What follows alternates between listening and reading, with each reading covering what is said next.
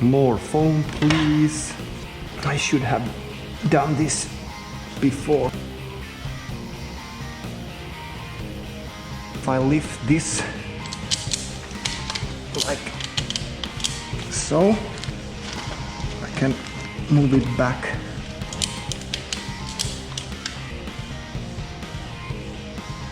And I hope it's not falling.